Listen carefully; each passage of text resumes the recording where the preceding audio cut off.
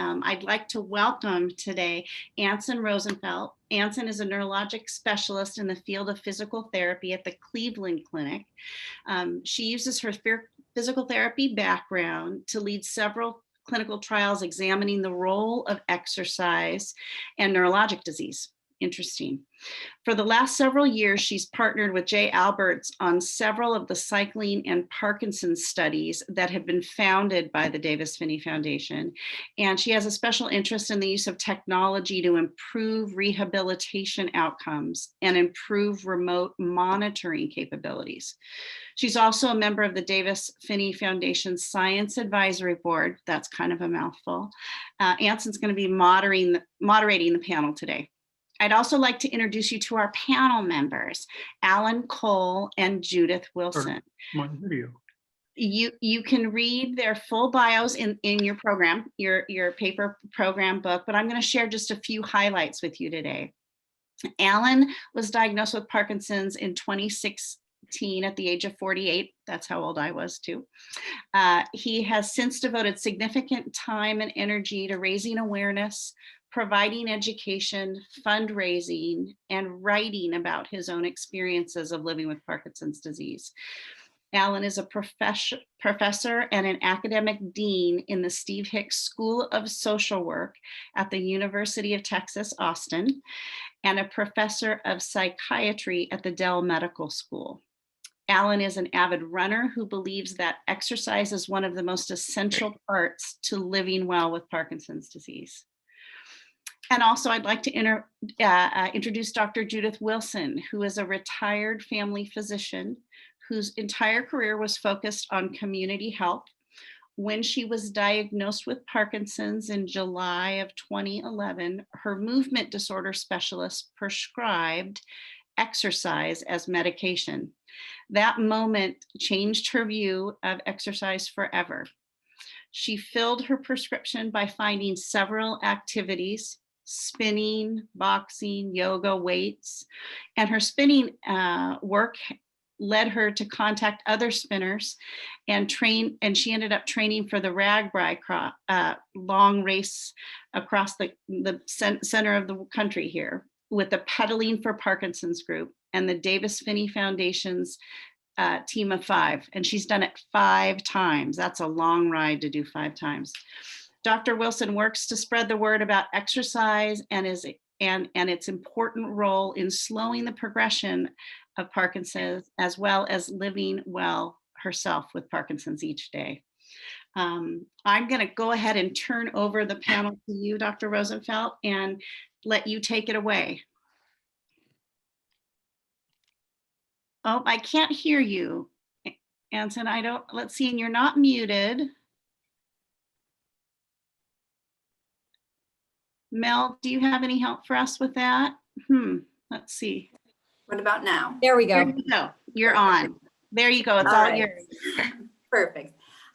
Thanks so much, Kat, for that wonderful introduction. My name is Anson Rosenfeldt, as Kat so eloquently put it. I'm a physical therapist and a Parkinson's disease researcher at the Cleveland Clinic here in beautiful Cleveland, Ohio. And I would like to thank the Davis-Phinney Foundation for inviting me to be part of this panel today. And I'm excited to be here with Allan and Judith to talk to you about the role of exercise in Parkinson's disease. Just a quick disclosure, we're going to speak in generalities in terms of exercise recommendations, and certainly in terms of personal stories that Judith and Allan have been through. And you can always consult with your neurologist or of equal importance, a neurologically trained physical therapist to come up with more specific exercise recommendations for you as an individual. But again, I want to thank the Davis-Phinney Foundation for their support, both of this event. And as Kat said, I've been part of a team working with Dr. Jay Alberts, who is a big Parkinson's and exercise researcher, examining the role of exercise in Parkinson's disease. And several of our studies have been sponsored by the Davis-Phinney Foundation.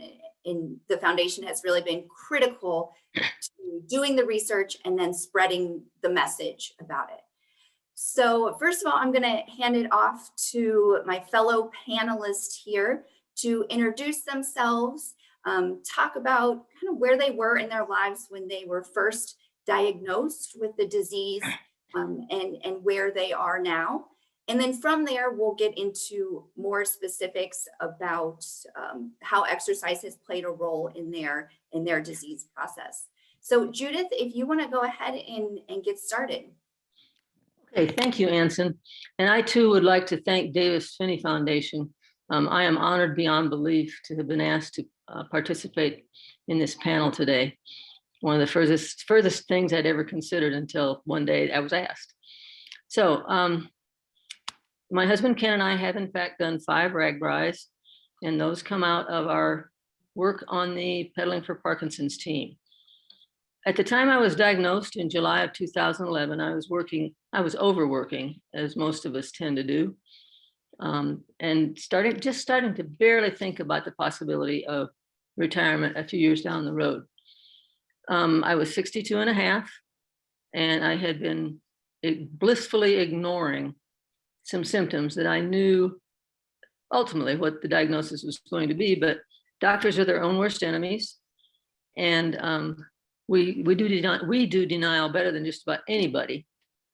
And it took me a long time to finally give in and get the diagnosis. But once I did, I learned quickly that not only was I not in good physical shape, even though I thought I was, but that exercise was going to be a permanent part of my life from there forward. I ran marathons until that point in my life. And I thought if you run a marathon, you are in great shape and you don't have anything to worry about. Not true. When it came to Parkinson, literally the day I was diagnosed, my movement disorder specialist handed me a little script, just like it was pills, only it wasn't pills. It was what he wanted me to do starting out to get started on an exercise program. So I didn't do a lot beyond the running at that point in time. I started working on the various things that my doctor had recommended, and ultimately developed a pretty widespread and satisfying to me series of exercises that I consider my base treatment. Great, thanks. And we'll definitely ask more specifics moving forward about what you do. Okay. Allan, do you want to go ahead? Sure, and I'd like to say thank you as well for the opportunity to be part of this wonderful event, and thank you to the Davis Phinney Foundation for the work that you do and the lives that you touch. I was diagnosed at the age of 48 about 4.5 years ago, fall of 2016, and was sort of churning along in early middle age, if you will, and a very active person. 2 young daughters I was raising with my wife. And, I noticed a twitchy finger one day at work, which I dismissed, and then kept dismissing it, and it kept twitching. And finally I went, to the doctor, and she referred me to a neurologist. But as, Judith was saying, and as I hear from many people looking back, there were a number of symptoms for probably a couple of 3 years before that. Stiffness, slowness, left foot would drag occasionally or catch on a curb or something like that. And so that's how it began for me. Fortunately, I was always an active person. I played sports throughout my childhood and even in college. Got into running after I got Parkinson's disease. My wife is a longtime avid runner and a marathoner, and sort of got into running through that. But now exercise is as much a part of my life as it ever has been. And like the data show, it really does not only, I think, help us feel better, but actually can slow progression too. So I'm glad we have the opportunity to talk about the benefits of regular, vigorous exercise today. Excellent. Thank you, Allan. So as we start off, I do want to make a distinction between physical activity and exercise, because I think those are 2 terms that can sometimes be, they're certainly intertwined, but they can sometimes be used interchangeably and not necessarily when it's appropriate. So Physical activity is any movement that requires energy. So for example, if you're sitting down in the living room and you need to get up to use the bathroom, you're going to stand up, take some steps, get into the bathroom. That's physical activity, right? You're moving your body and you're exerting energy to do a task. Today, we're going to specifically focus on exercise. And exercise is a type of physical activity, but exercise is purposeful, it's structured, and you're exerting yourself. So that's kind of the difference. When we talk about exercise, we're going to talk about a dedicated time that you spend exerting yourself in a purposeful manner. So let's see, we'll start with Allan here. Allan, do you want to talk about, what you were doing 4 years ago when you were first diagnosed and how that type of exercise has changed over the past 4.5 years or so to what you're doing now? Yeah, so I was sort of a gym person, kind of a gym rat. I was regularly at the gym, enjoyed lifting weights and doing all kinds of, things at the gym, cardio, things like that. Not much of a runner. I ran because it allowed me to do other things that I enjoyed, but not because I enjoyed running itself. And as I was diagnosed and I saw the benefits of, both anaerobic exercise, which is a lot of what I was doing at the gym, but also aerobic exercise, which I got more with running, and really coupling those, I saw again that it helped me feel better, and it felt like it was keeping my progression as slow as possible. But I had to, certainly incorporate some different kinds of exercise, namely more aerobic exercise than I had been doing for the most part previously. Okay. So what would you say a typical week looks like for you in terms of exercise? Well, now I'm coming off of a foot injury, plantar fasciitis, but before that, I would run, 3-4 days a week, and then try to cross train on the, other 2 days, and then take a day off. I'm part of a young onset exercise group, or we had that group prior to COVID, and we're starting to get back to that. But we would do cross training and sort of more anaerobic kinds of things, but also work on balance exercises, stretching, some yoga, things like that. And then couple that again for me with running. And flexibility, really important too. So trying to sort of look at exercise more holistically than I had for much of my life, and not doing just what I really want to do or enjoy, but what I know is good for me too.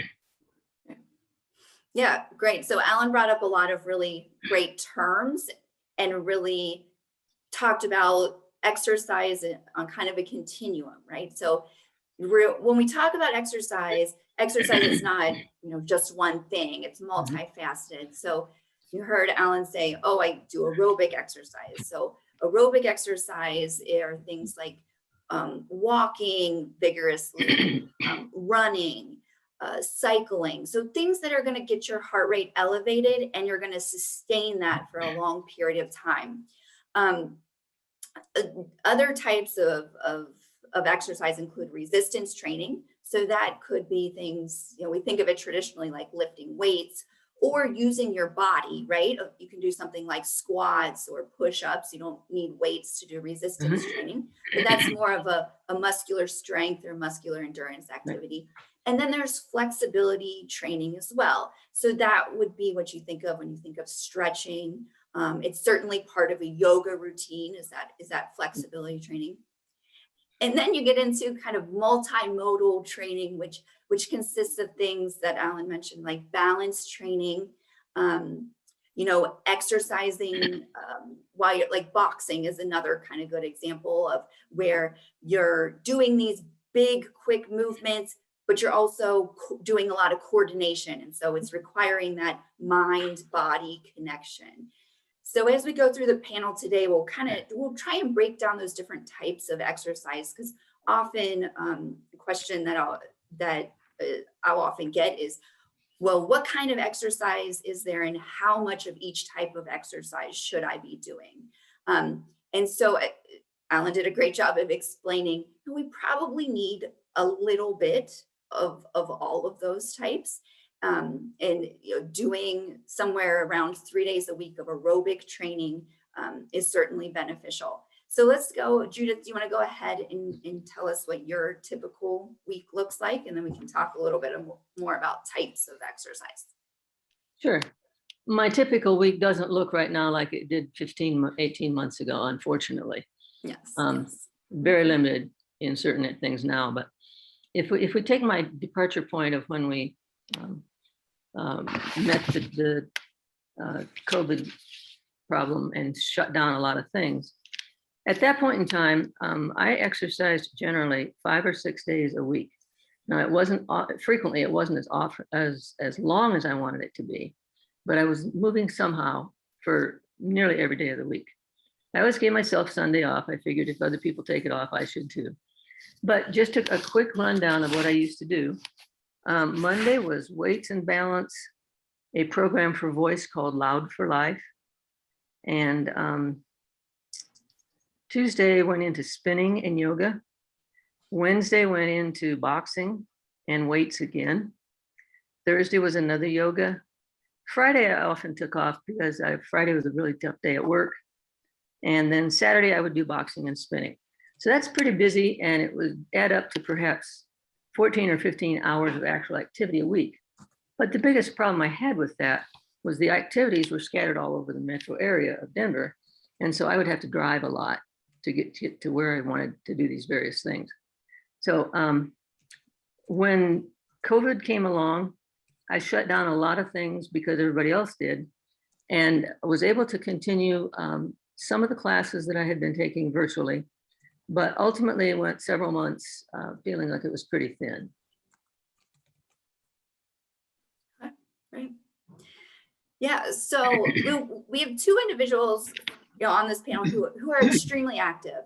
But Allan did bring up a good point that I think we should touch on is, he's coming off an injury, right? A foot injury. So how do you balance, exercise, doing enough, but not doing too much? So some of that frequency, how often do I need to do things?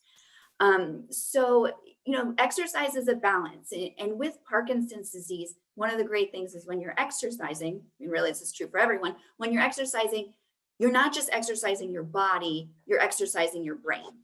And that's why with PD, it's really, it's a really exciting part of Parkinson's disease management, because you get the body benefits, the musculoskeletal benefits, and then there's also these neurological changes happening in your brain. So, but we have to find a balance between the brain and the body, right? And more is not always better in that sense. So, when it's okay to give yourself days off, it's okay to give yourself breaks. And when we think about exercise as medicine in Parkinson's disease, you do take your medicine on a regular basis, right? Most people with PD take their medication multiple times a day. And with exercise, if we think of exercise as medicine, you need to do it on a regular basis. That being said, you have to respect the fact that you need breaks, both mentally, physically, and emotionally. So Allan, can you talk a little bit about how you give yourself those breaks? And also, too, if you could get into a little bit about your injury and how you managed that situation. Yeah. So let me say first that for me, what's important is that folks are moving and that they're doing things that are challenging to them where they are in their abilities or their disease progression, right? And so I'm still able to run and I enjoy that, but swimming is wonderful. And you mentioned boxing, walking, biking, of course, even on a stationary bike. And my recovery from my foot injury, I did a lot of time on the stationary bike. So I want to really stress that one doesn't have to run marathons in order to get the benefits of exercise. During my injury, I got injured because I overdid it. To your point, I ran too much in too short a period of time, and my body started saying, no, you're not going to do this. And It's taken me a long time to get back. And so I think that's really good advice to remember on the front end. There comes a point of diminishing returns with exercise if you're overdoing it at whatever level you're trying to do that. So I'm trying to be much more cautious now, getting back into it, a lot more slowly and not being as unreasonable and sort of my expectations for myself and trying to overdo things. But yeah, I think respite, is really important. Anson, you're the expert on this, and but your body, recovers during rest, and in order to get the benefits of exercise, you also need to have the benefits of respite. Yeah, and I think it's a good point, right? So how much is too much?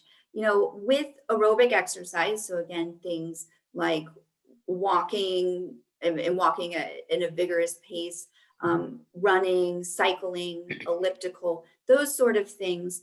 The research shows us that probably around 3 times a week is right around where we need to be. And that's right around 30 minutes, 3 times a week. We'll talk a little bit about intensity here in a minute. And the other days in between that, those are the days when certainly you can give your body a little rest. Doing like just a short flexibility program on one of the days off can be beneficial, or maybe a little bit of strength training. But it is important that you give yourself a breather so that you don't overdo it and end up having to sit on the sidelines while your body recovers. So Judith, do you have any experience that you mentioned you give yourself at least 1 to 2 days off a week? Is that kind of how you manage to give your body a break? Absolutely. My body talks to me, and if I listen and pay attention, I do fine. But it's when I get going on something and it's so intense, and maybe I have an event coming up or something, and I don't take that time out on a regular basis, I'm at risk of injuring a nasty muscle in the leg. I have hamstring issues and also low back. And so, my body talks to me. If I listen, I'll be fine. And if I don't, if I'm stubborn, then I'm setting myself up for injury. And I think Judith and Allan bring up another great point about intensity, right? So how hard do I need to work out to potentially get some of these benefits from exercise? And it's a great question. It's a question that we're trying to answer through various research projects that are going on. We're doing some at the Cleveland Clinic. There's studies being done really throughout the country. So intensity is a relative term, right? With cycling, there's different metrics like cycling speed or heart rate. With walking, there's different metrics. And what is hard for one person may not be as challenging for another person. So intensity is kind of a relative term. I'll take cycling, for example. So with cycling, Dr. Jay Alberts and I've worked with his team to show that, with higher intensity cycling, and we measure that by heart rate and cadence, can be beneficial in mitigating or controlling some of the motor symptoms of Parkinson's disease. Now, an easy way, so people say, oh, do I always have to monitor my heart rate? What percentage should my heart rate be? So I always say when you're doing aerobic exercise, a fast and easy way to see, am I exercising, to the desired intensity, is something called a talk test. Okay, so if I am on a bike and I'm cycling, if I'm able to speak to you as I'm speaking to you right now, which is in paragraphs, speaking for minutes at a time, I'm probably not exercising hard enough. Right? I should be able to speak to you in short sentences, but I need to take some breaths, in between sentences. So that's an example of am I working hard enough, called the talk test. You can also use a rate of perceived exertion, which is a 0 to 10 scale. If 0 is I'm laying on my couch, not doing anything, and 10 is I can't exercise for even 1 more second. This is absolutely my max. You want to be around a 5 to a 6, which is heavy. Actually, I should say like a 5 to an 8, which is like a heavy range.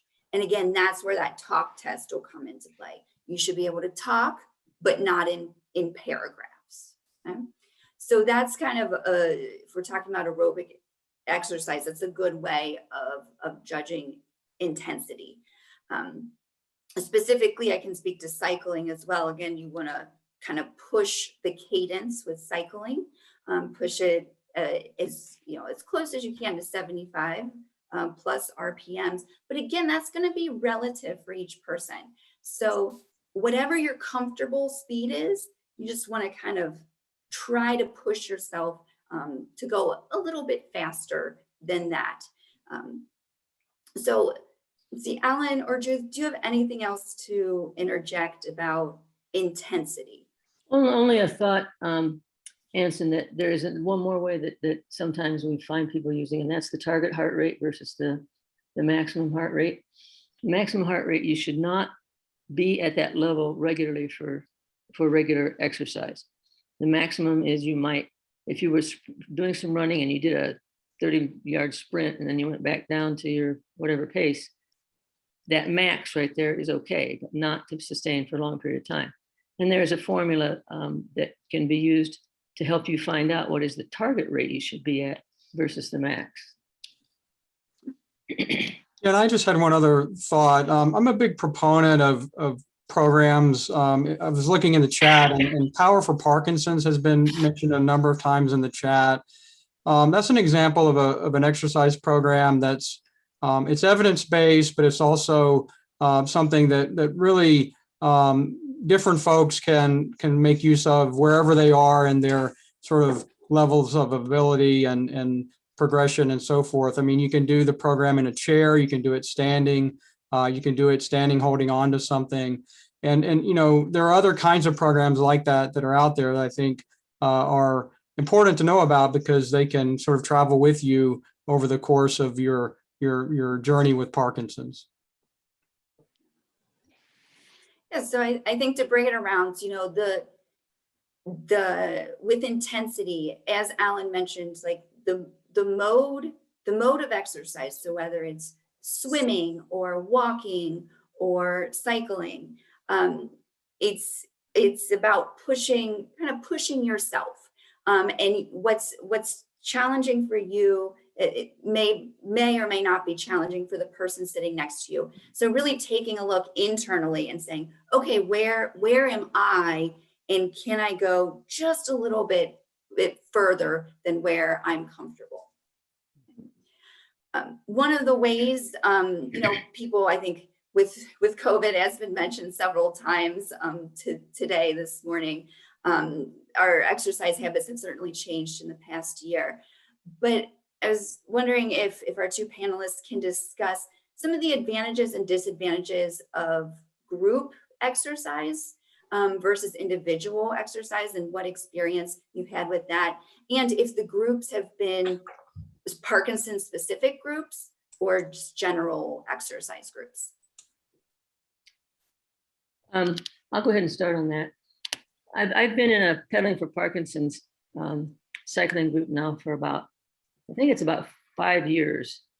And there are some of us that are truly old timers that were there at the beginning and are still there. Cycling is an activity that lends itself well to doing with a group, so long as you're all on the same page. When we do a Pedaling for Parkinson class, we're on the same page because it's forced exercise and we're all at the same level. When you take that outdoors onto regular bikes, you have to learn how you work with your companions so that you still stay a group. However, having said that, I will tell you that some of the deepest friendships that I have in my Parkinson family are people that go back so far with me in the Pedaling for Parkinson activity. So I find that things like cycling are a double gift in my life. They give me the conditioning and the physical exercise that I need, a portion of it, but they also provide me with an ever-growing family. And the Parkinson family, once you're there, you're in a very, very special group of people. Yeah, I mean, I would echo all of that. And my experience has been similar when I, after I was diagnosed and became public, started really immediately connecting with people through exercise. And that not only provided, for my physical well-being and sort of building stamina and that sort of thing, but the connections were, as important, if not more important, because I met people who were, a little farther down the journey, in some cases, much farther down the journey than I was. And I learned things from them and was able to see that, one can live a terrific life, an active life, a meaningful life, for many, many years, not only through exercise, but through the connections that exercise can provide. So really would echo, everything that is said about, not only exercising by yourself, but being in group contexts and community is really vital. I find that the longer I go, the journey of Parkinson, the more important relationship is. And relationship can be built very deeply in physical activity and mutually shared interests. Yeah, well said. Ken. I was wondering if either of you could share some of the frustrations maybe you've had with exercise, and how you've dealt with some of that. I think, when you have Parkinson's, like human beings in general, some days you feel better than others. And, if more is at stake for you having exercise, having Parkinson's and needing to exercise, then you have to just sort of find ways, to push yourself and do something maybe rather than nothing. And I think this is also a reason why being in a sort of community can be helpful. Some people that sort of push you when you don't, want to push yourself. Injuries are frustrating. Not feeling quite up to par is frustrating. Sometimes, your regimen can get kind of old and stale and you're looking for something else to do. And that can be sort of, frustrating. For me, injuries are the most frustrating because it inevitably sets you back and you have to sort of find other things to do to compensate while you're healing. But I've also found that those can also be great opportunities for, again, trying on new ways of moving and exercising and actually, hitting, aspects of physical activity that you haven't yet done. I would like to add an additional thought there. COVID and the pandemic have taught me a lot. And one of the things they've taught me is that I have to be patient with things that I really have no control over whatsoever, because I can get wrapped up in being frustrated and feeling angry about this or that. So I try really hard to focus on remembering what it is I still have, all of the good things that are going on in spite of that big negative. So acceptance, I even keep a gratitude list, which may sound a little bit corny, but I find it very helpful because it helps me refocus from the negative to the positive. Doesn't sound Right. corny to me. It sounds really helpful and meaningful. It sure helps me. Yeah. No, absolutely. Let me ask you too, how do you manage your medications, or do you do anything different with your medication before or after you exercise? Well, yeah, if I'm exercising for a long period of time, long run in particular, I'll have to take more, carbidopa, levodopa. My metabolism just is such that it sort of burns through it. And so I've worked with my neurologist, my movement disorder specialist, who works with a number of athletes and runners, and we sort of figure that out. But for a marathon, for example, I'll double dose sometimes. Not at the same time, but I'll take a dose in half the amount of time as I would ordinarily, just because metabolically I'm sort of going through it. But I have found, and my friends who run and do other things that require that have found that you sort of figure out your own chemistry, and it's sort of like nutrition. You sort of know when your body is needing to take in more. I agree with everything that Alan has said. When you think about, you take medicine, it rises to a plateau, carries a plateau and comes back down. What you don't want to do is be caught at the most intense part of your exercise program when the two curves are meeting, because then you're going to be more rapidly depleting. So focusing on how you can make your exercise fit into the pattern when your medicine will be most available for the greatest amount of time will lead to the best success. And I think this point was mentioned before, but you know, if you're at depending on where you are in your exercise program, you know, it's physical therapists can be great resources to help you get started on it. Specifically, I would always recommend going to a physical therapist who has neurological training and who specializes in Parkinson's disease. You know, as a physical therapist, we can be really helpful in starting programs off at the appropriate level for you, and to helping to work with you and your neurologist to get the program to maximize the benefit for you. You know, one of the things that we work of the panelists here, we've talked about flexibility training. One of the things that, as you feel rigidity or stiffness in your limbs, you can also feel that in your trunk, so in your chest and your abdomen, and sometimes that can pull you forward or lead to that stooped posture, and some of that flexibility training, especially of your trunk, can be really important to increase the strength of your extensors in your back and to stretch out the muscles in the front of your body. So you know, physical therapists are great to customize the program to your specific needs. I'll vote for that. Yeah, can I just comment on that real quickly? When I started having foot problems and also a knee problem on the same side of my body, which is the side that I originally wasn't as affected by Parkinson's on, you know, I learned that you know, my glutes needed to be strengthened, my core needed to be strengthened, and all of that would help my gait, and therefore not only help me, you know, recover from injury, but you know, would help prevent, you know, further injury. So, you know, Anson, to your point, I really have been very helped by working with a physical therapist, not only in injury recovery, but sort of preventative means as well, that I think are going to help me, you know, down the road. Yeah, no, it's a great point. It's you know, sometimes we think of physical therapy as, like Alan mentioned, like we only go to physical therapy after there's been an event, right?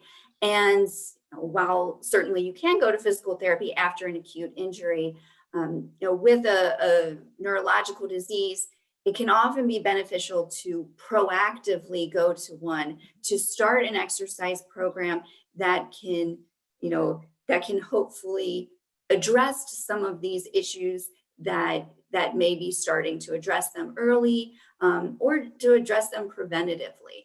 But again, I would recommend doing a little bit of research and finding a neurologically trained physical therapist who treats people with PD. I agree. Anson, can I just jump in here from behind the scene? I just want to ask a question a little bit about people who are a little further along and exercise on a daily basis feels very out of reach. Also for people who did not, like, they didn't have a life where they exercised at all. And then all of a sudden their doctor was like, hey, guess what? Here's your Parkinson's and you get to exercise every day. Can you talk a little bit about people that are further along and some things that they can do, and also address the issue of balance, which is a really big issue for people. A lot of people worried about getting on a bike, worried about running, even on a treadmill. What are some things that people like that can do? Absolutely. Walking is always a great place to start. Walking either indoors or outdoors, you know, anything from around a track to around the block is an excellent place to start. You know, you don't have to start. Mel brings up a fantastic point. Starting with, you know, 10-minute increments is a great place to start. If you do several small bouts of exercise, so several 10-minute bouts, That's additive. So it's the same as doing, if I do 3 10-minute bouts throughout the day, that's the same as doing a 30-minute bout all at once. So as long as you're doing around 10 minutes, you're going to get the benefits of exercise. So walking is a great place to start. The pool can also be a great place to start, and that can mitigate the risks of falling. And many pools, especially in rehab facilities, will have easy entries that can help getting in and out of the water. In addition, again, I recommend, if you're not a regular exerciser, to see your physical therapist. There are cardio equipments like a new step, where you sit on the machine and you pump your arms and legs, and that really, clearly reduces the risk of falling, but allows you to work up to a high intensity. And same thing with the stationary back, with the recumbent seat, or a back, it has a back to it. So you can lean on that back and still push and push yourself as hard as you can. So there's a lot of options. If you have balance and gait issues, and you use an assistive device, walking with a walker or rollator is going to give you the same benefits as walking without one. So you still have a lot of options. And if you can do a little bit and work up from a little bit, you can still make progress in your exercise routine and in your exercise habits. Could I add to that briefly? Okay. The emphasis of exercise being medicine for the brain, I think if we help educate the folks that are having a little bit of difficulty getting this fixed in their head, this is a new way of life, I suggest to people that they put a little signature of some sort on the refrigerator or a cupboard or whatever, MOVE. That is the Parkinson person's own personal 4-letter word, MOVE, move. And if we can help people understand that if they start moving and continue it, they're going to start noticing that they feel different and better. And if you can then go ahead and explain to them, well, here's why. It's possible that you may get past some of those barriers that they have built around themselves. One last question I just want to ask. Several people had talked about it. Some people talk about the old days, and I used to be able to do this and I can't do this anymore. And how do I deal with that? And I think for some people it's more problematic than others. But what are maybe Judith and Allan, do you have any suggestions for people who are kind of living back in those days and are just so frustrated that they can't do what they used to do, that it stops them? Yeah, I mean, I think recognizing that feeling and telling oneself that's okay is a good place to start. I mean, I think we all get frustrated when we find that we can't do things that we used to do or do them as well. But I think most of the time we can find alternatives or adaptations or sort of nuances of what we used to do and still do it, albeit perhaps in a different way. And I think the examples that Anson just went through are good ones. Another one that comes to mind is a rowing machine. If you have balance issues, you can get on a rowing machine and you can sort of go at your own pace on that. You don't have to worry as much about your balance. There's band work that you can do, resistance bands that can be really helpful. So to Anson's point, there are almost always alternatives that you can find, particularly with the help of a physical therapist or other folks in the exercise world. And there are programs online and things that you can do in a chair in your home or in your your living room. And so I would just want to encourage people not to frame it in terms of having to run marathons, for sure. There are lots and lots and lots of alternatives to that can give you the same benefit. I agree with that entirely, Allan. The other things that you might suggest to that type of person is finding out how you can reach acceptance. It's a little bit different for each one of us, but we have to finally come to grips with the fact that there's part of Parkinson that we can affect and there's a part we can't. And if we maximize what we can affect, we're helping ourselves to the max degree also. And in doing that, you may find it helpful to share frustrations with your PD friends. They understand, they don't need an explanation. They understand when you tell them there's an issue here. If you speak to people you trust, help will come. And the other most important thing I think that we can talk about in relationship is find an exercise buddy, somebody who will help hold you to account.